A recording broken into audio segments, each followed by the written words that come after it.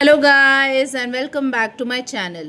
आज आपण एकदम महत्त्वाच्या विषयावर बोलणार आहे. तुमचे पण हातपाय दुखतात का? माझे तर नाही बघू बाबा दुखत. का तर कारण मला त्याच्यावरती काही ट्रिक्स माहिती आहे. ठीक आहे, मी एक सायन्सची स्टुडंट असल्यामुळे मला बऱ्याचशा गोष्टी आता समजतात आणि त्यावरूनच मी स्वतःचा उपचार स्वतःच करायला लागलेली आहे. हां, कधी कधी अशा गोष्टी असतात जसं फीवर आहे किंवा इतर काही डिझीजेस आहे, त्यावेळेस आपल्याला डॉक्टरकडे जावं लागतं. पण मी पण फार क्लेवर आहे आणि तुम्हाला पण आता क्लेवर बनवणार आहे. तर मग ते कसं, तुमचे जर हातपाय दुखत असाल, तुमच्या आईवडिलांचे, आजी आजोबांचे, सगळ्यांचे कुणाचे पण हातपाय दुखत असतील, तर त्याला एक मेन कारण आहे. ते म्हणजे काय, की विटॅमिन B12 आणि विटॅमिन डीची कमतरता. तुम्ही लोक काय करतात, तुमचे अंग हातपाय दुखत असतील, मेडिकलमध्ये जाता, डॉक्टरकडे जातात, पेन किलरचं इंजेक्शन घेता, पेन किलरचे मेडिसिन्स घेता आणि मग तुम्हाला तात्पुरता आराम मिळतो आणि मग पुन्हा हे सगळं दुखणं चालूच राहतं. आता डॉक्टर पण तुम्हाला सगळ्या गोष्टी काही इतक्या म्हणजे क्लिअरली काही सांगत नाही, कारण बरेचशा लोकांना त्या समजत नाही. किंवा काही डॉक्टर लोक इतकं शेअर करत नाही, कारण त्यांना पेशंट्स हवे असतात, की तुम्ही पेशंट सतत माझ्याकडे येत राहा, माझा बिझनेस कसा चालेल जर तुम्ही एकदम परफेक्टली बरे असाल.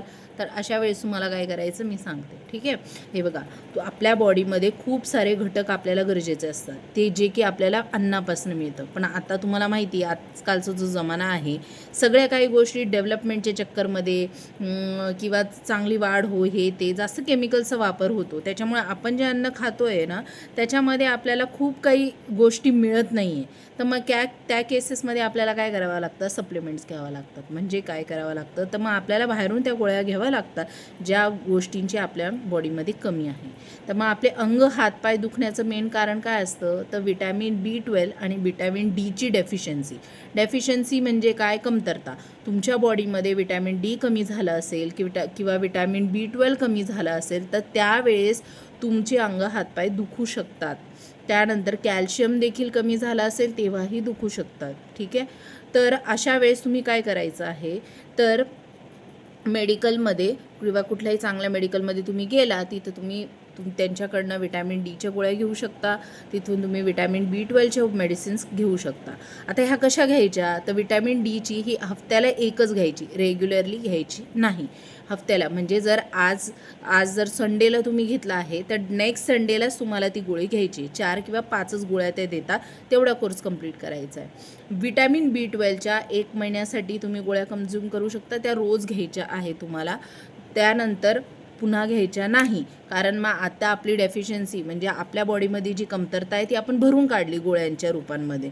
तर मग त्याच्यानंतर आपले अंग हातपाय दुखायला थांबले म्हणजे मग आपण ओके आहे. आता हे पण जर कारण नसेल, हे घेऊन सुद्धा तुमचे अंग हातपाय दुखता म्हणजे काय, तुमच्या बॉडीमध्ये कॅल्शियमची पण कमतरता आहे. तर कॅल्शियम हे तुमच्या बोनसाठी खूप महत्त्वाचं आहे, बोनच्या वाढीसाठी. बोन म्हणजे काय, हाड. तर एखादं हाड जर तुम्ही त्याला प्रॉपर कॅल्शियम नाही मिळालं, तर ते ठिसूळ होतं. ठिसूळ म्हणजे काय, कमजोर, कुंकवत होतं. मग ते कधी तुटू शकतं, ब्रेक होऊ शकतं. तर मग त्यामुळे त्याला जर स्ट्रॉंग बनवायचं असेल, तर त्याला कॅल्शियमची गरज आहे. कॅल्शियमच्या रोज रोज गोळ्या खाल्ल्या की तुम्हाला कॉन्स्टिपेशनचा प्रॉब्लेम होतो, म्हणजे तुम्हाला पॉटी चांगल्याने होत नाही. मग अशा केसमध्ये काय करायचं, अल्टरनेट डेज तुम्ही कॅल्शियमची मेडिसिन कन्झ्युम करू शकता. ठीक आहे, अल्टरनेट डेज म्हणजे एक दिवसाआड तुम्ही त्या गोळ्या घेऊ शकता. ठीक आहे, अजून दुसरी गोष्ट, बरेचशी बॉडीला विटॅमिन्स, मिनरल्स, प्रोटीन ह्या सगळ्या गोष्टींची गरज असते. मग ती काय आपल्याला जेवणामार्फत हे सगळं एकखटी मिळत नाही, कारण आपण बॅलन्स डाएट खात नाही. बॅलन्स डाएट म्हणजे काय, की तुम्ही ह्या सगळ्या गोष्टीचं विटॅमिन, मिनरल्स, प्रोटीन ह्या सगळ्या गोष्टींचं एक प्लेट बनवा आणि मग ती खा.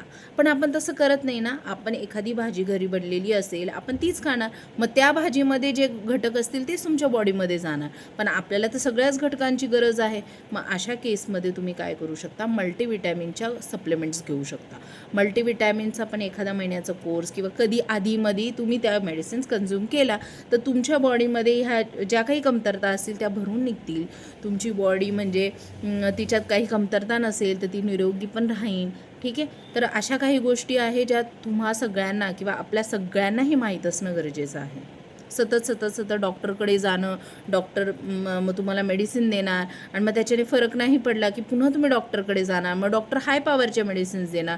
जास्त हाय पॉवरच्या मेडिसिन जर तुम्ही कन्झ्युम केल्या तर तुमच्या किडनीवरती लोड येतो आणि मग तुम्हाला युरिन जास्त होते. याच्याने बरेचसे प्रॉब्लेम्स तुमच्या बॉडीवरती होऊ शकतात. म्हणून हवं तितकं ज्ञान असणं गरजेचं आहे.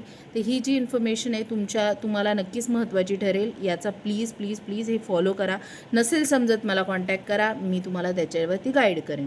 दुसरी एक गोष्ट म्हणजे सीक्वाईड किंवा फिश ऑइलच्या देखील मेडिसिन्स मिळतात. ते कशासाठी असतात? तर आपलं वय जसं जसं वाढत चालतं तर आपले हे जे जॉईंट्स आहे, म्हणजे इथं शोल्डरला आहे, वेस्टमध्ये आहे, नीजमध्ये आहे, हे सगळे जॉईंट जे आहे तर तिथे काय होतं, तिथे खरखर खरखर म्हणजे तिथं लुब्रिकेशन राहत नाही, म्हणजे असं स्मूथनेस राहत नाही. कारण जसं जसं वय वाढतं तसं आपण चालणं टाळतो, ॲक्टिव्हिटीज टाळतो, मग त्याच्याने आपल्या बॉडीला गंज लागायला जातो, जॉईंट्समध्ये स्पेशली.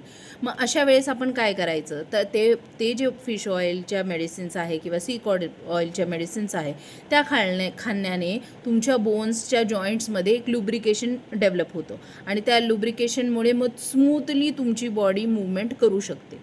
आता जर तुम्हाला उदाहरण सांगायचं असेल तर बघा, एखादी गाडी किंवा सायकल किंवा मशीन तुम्ही खूप दिवस चालवली नाही तर तिला गंज लागायला लागतो आणि गंज लागल्यानंतर मग काय करते, जेव्हा तुम्ही ती चालू करता तर ती खरखर खरखर किंवा चालतही नाही. तर मग अशा वेळेस आपण काय करतो, त्याच्यामध्ये ऑइल सोडतो. कशासाठी? मग ती स्मूथली रन व्हावं म्हणून. मग असंच आपल्या बॉडीला देखील ऑइलची गरज आहे, कारण आपली बॉडी आहे अनेक भाग जोडून बनलेली आहे आणि मग ती जर स्मूथली रन करायची असेल तर आपल्याला सीकॉड किंवा फिश ऑइलच्या मेडिसिन खाणं गरजेचं आहे. किंवा आता हे मेडिसिन सप्लिमेंट्स तुम्हाला सांगितले, पण ह्या सगळ्या गोष्टी आपल्याला अन्नातून देखील मिळतात. पण मग असं मी तुम्हाला म्हणू नाही शकत, चला तुम्ही एक फिश खाल्ला म्हणजे मग तुमची ती रिक्वायरमेंट फुलफिल झाली, नाही होत ना. तर मग खाण्याने पूर्णतः ह्या सगळ्या गोष्टी मिळत नाही, म्हणून आपल्याला ह्या मेडिसिन खाणं गरजेचं आहे. तर आय होप तुम्हाला समजलेलं असेल. समजलं नसेल तर बरेचसे लोकांकडे माझा कॉन्टॅक्ट नंबर आहे, त्यांनी मला कॉन्टॅक्ट करा आणि हे सगळी इन्फॉर्मेशन घ्या. आय होप तुम्हाला हा व्हिडिओ आवडला असेल तर नक्की माझ्या चॅनलला लाईक करा, शेअर करा आणि खूप खूप सबस्क्राईब करा. बाय.